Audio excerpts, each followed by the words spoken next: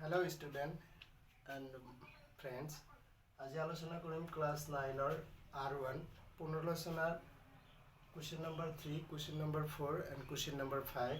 ইয়াত question number 3 টো কোৱা হৈছে সংখ্যা ৰেখাৰ সহায়ত -5 আৰু 5 ৰ মধ্যৱৰ্তী অখণ্ড সংখ্যাবোৰ লিখা। আমি জানো সংখ্যা ৰেখা এনেকৈ লিখা হয় মাজত 0 ইফালে 1 2 3 4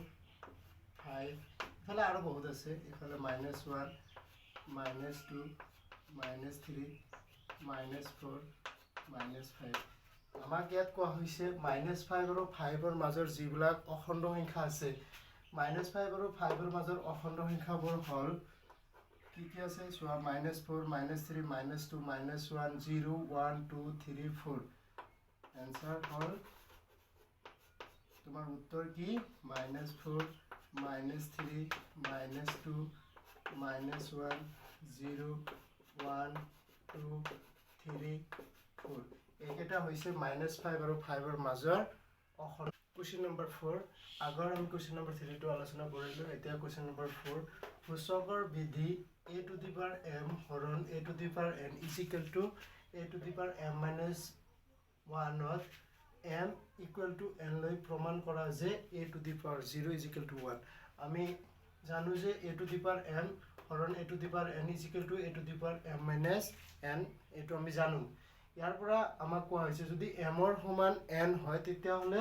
a to the power 0 is equal to 1 হ'ব সো আমি ইয়াৰ পৰা লিখিব পাৰো উত্তৰটো এনেকৈ কৰিবা উত্তৰ তোমাক কি দিয়া আছে তোমাক দিয়া আছে m equal to n given m is equal to n আৰু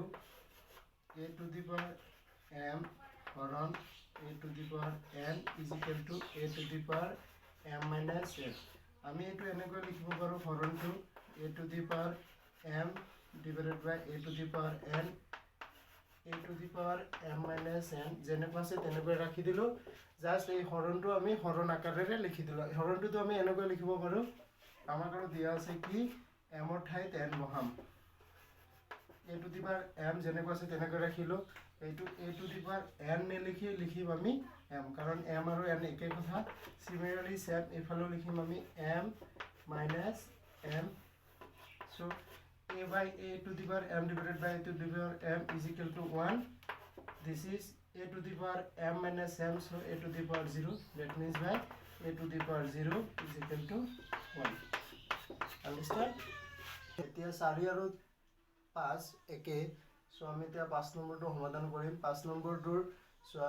সেম আছে খালি m equal to 0 দিছে আগৰটো আছিল m equal to n যদি m equal to 0 লোৱা সূচকৰ বিধি a to the power m হৰণ a to the power n is equal to a to the power m minus n to m is equal to 0 লৈ প্ৰমাণ কৰা যে a to the power n minus 1 is equal to 1 by a to the power n হ'ব